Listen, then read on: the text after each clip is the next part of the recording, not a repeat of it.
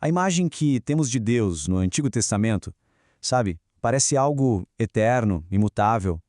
Mas, e se essa imagem for, na verdade, o resultado de uma evolução longa e bem surpreendente?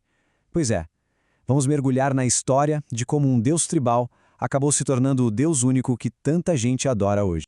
E essa é a grande pergunta que guia nossa conversa aqui. A resposta, olha, não está na teologia. Ela está na arqueologia, na história e revela um passado muito, mas muito diferente daquele que a gente costuma ouvir.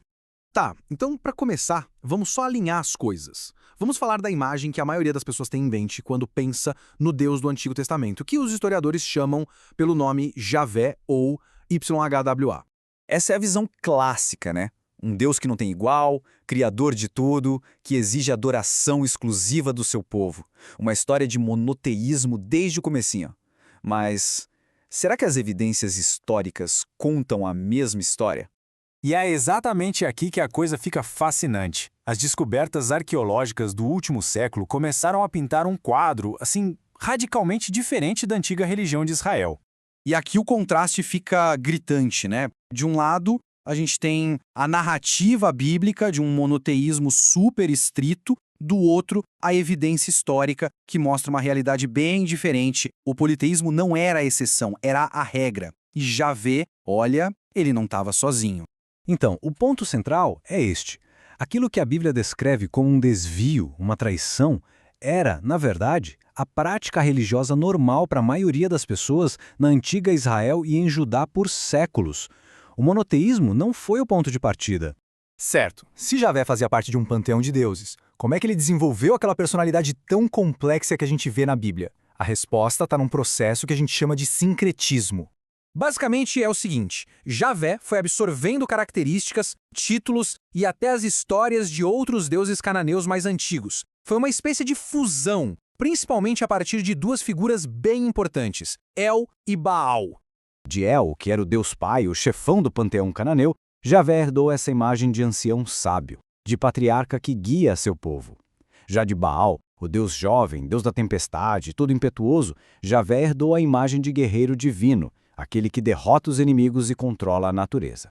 E é justamente essa mistura que explica por que o Deus da Bíblia às vezes parece um pai super amoroso e, em outras, um guerreiro implacável.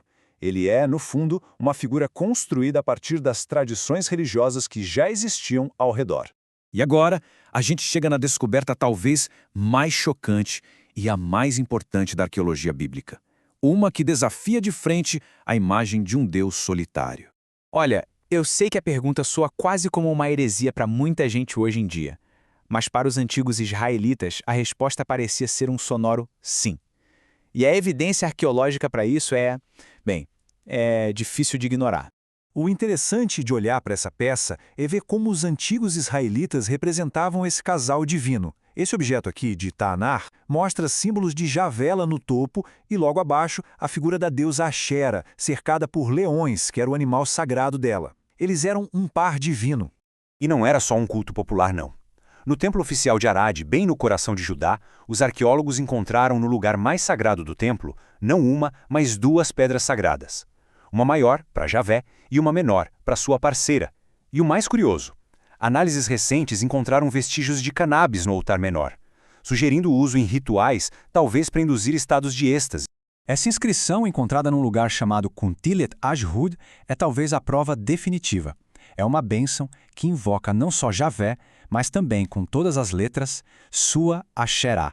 Para quem escreveu isso, os dois eram inseparáveis. Então, para ficar bem claro, o culto a esse casal divino não era um caso isolado. Evidências de vários lugares mostram que Asherá era adorada como a parceira de Javé por toda Israel e Judá. Era uma parte central da religião deles.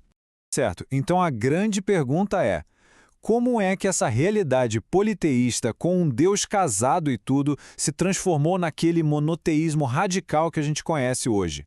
Como foi que Asherá foi simplesmente apagada da história?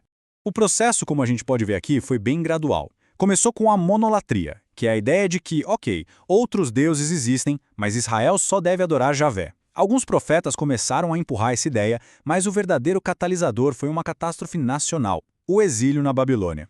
Pensa bem, Com o templo destruído e o povo exilado, eles precisavam de uma explicação.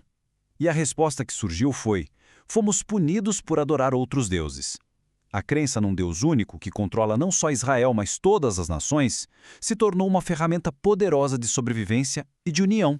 Então, o resumo da ópera é o seguinte: o monoteísmo não foi uma revelação divina, mas o ponto final de uma longa jornada. Foi uma ideia que venceu, e ao vencer acabou editando e reescrevendo a própria história para apagar seus competidores, incluindo a deusa Ashera.